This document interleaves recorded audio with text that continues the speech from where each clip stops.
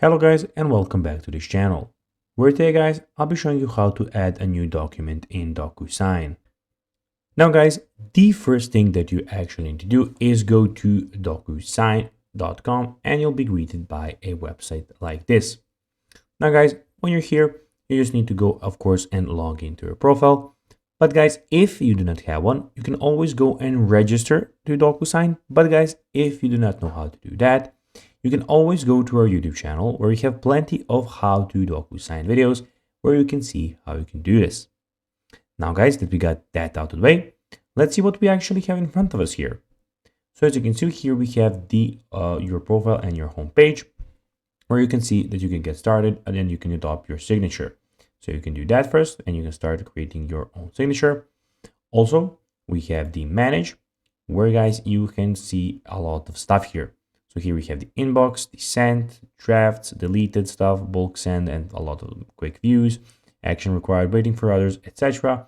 You can go and load all here. And we have the search inbox and folders box here.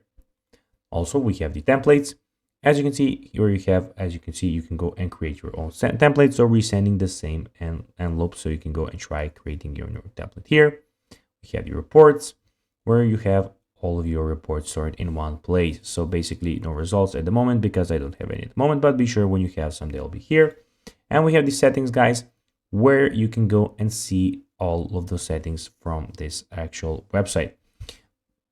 It just has to load for a bit, but you have all of your settings. Now guys, let's see how you can actually add a new document in DocuSign. Well, the first thing that you need to do is click on the start button here.